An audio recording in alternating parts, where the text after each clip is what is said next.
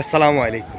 কেমন আছেন সবাই? আশা করি সবাই ভালো আছেন। আমি আপনাদের দোয়া এবং আল্লাহর রহমতে আলহামদুলিল্লাহ ভালোই আছি। তো ভালো মূলত হচ্ছে কি পুরোপুরি ভালো না। কারণ কি জানেন? একজন প্রবাসীর সবচেয়ে বড় কষ্ট কোন জায়গায় জানেন? ২ দিন পরে ঈদ। আর এই ঈদেও আমি গত ঈদের মতো বাবা-মার সাথে ঈদ করতে পারছি না। এটাই হচ্ছে সবচেয়ে বড় কষ্ট। ২ টা ঈদ কাটায় দিলাম বাবা-মা ছাড়া, ফ্যামিলি ছাড়া। তো আসলে এর থেকে বড় কষ্ট আমি মনে হয় না যে আর কিছু আছে একজন প্রবাসীর। তো যাই হোক, অনেক কষ্ট লাগতেছে। কারণ হচ্ছে আজকে প্রায় আহ, দেড়টা বছর কাটায় দিলাম আমি এই প্রবাস লাইফে। তো এতটা খারাপ লাগে নাই যখন এই ঈদটা ঘনায় আসে, কাছাকাছি চলে আসে, যতটা খারাপ লাগে এই ঈদের টাইমে।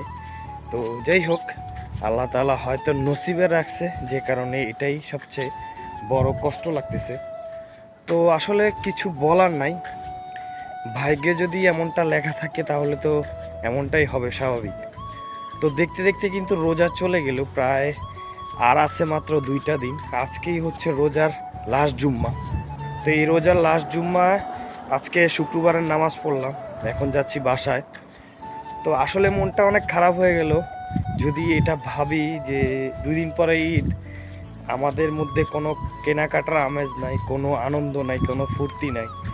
একমাত্র হচ্ছে প্রবাস জীবন লাইফে শুধু কাজ আর হচ্ছে বাসা। তো এই 2টার মধ্যেই আমরা সীমাবদ্ধ। তো যাই হোক, কি বলবো আর, কষ্ট নিজের কাছেই চাপা থাকুক। আর সবার মতো আমরাও চাই যে আমাদের বাবা মা, আমাদের ফ্যামিলিরাও সুখে থাকুক, ভালো থাকুক। সে কারণেই আমাদের প্রবাসে আসা। তো সবাই আমাদের জন্য দোয়া করেন। আর প্রবাস লাইফে যারা আছেন সবাই জানি আমাদের মতো একই অবস্থা, সবাই কষ্টে আছে, কেউ ভালো নাই বললেই চলে।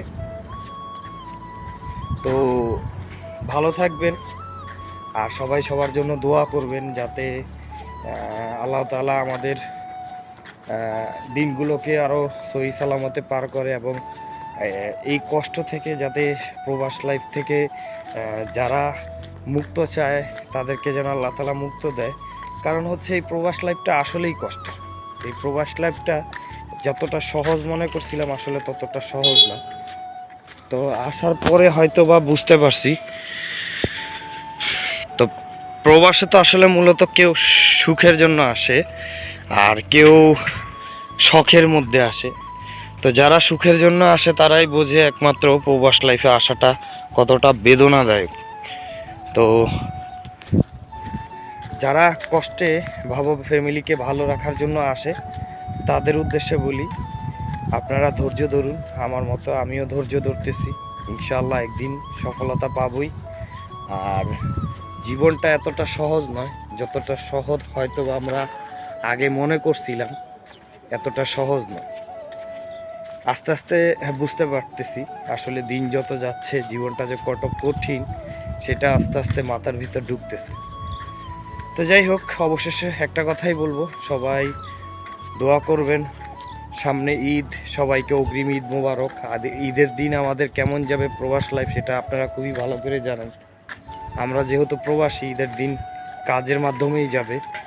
কাজ ছাড়া আমাদের কোনো গতি নেই, যেটা বাস্তব কথা। আমাদের এমন একটা ডিউটি করি যে 24 ঘন্টায় ডিউটির মধ্যে থাকতে হয়, এরকম আর কি। মালিক যখন বলবে তখনই যাইতে হয়। তো যাই হোক, সবাই ভালো থাকবেন, সুস্থ থাকবেন। আর সবার দাওয়াত রইল, আইসেন, ঘুরে যান, দেখা করে যান। প্রবাসীরাই হচ্ছে আমাদের ভাই ভাই। তো সবাই ভালো থাকবেন, সুস্থ থাকবেন। আসসালামু আলাইকুম। আবারও জানাচ্ছি জুম্মা মুবারক।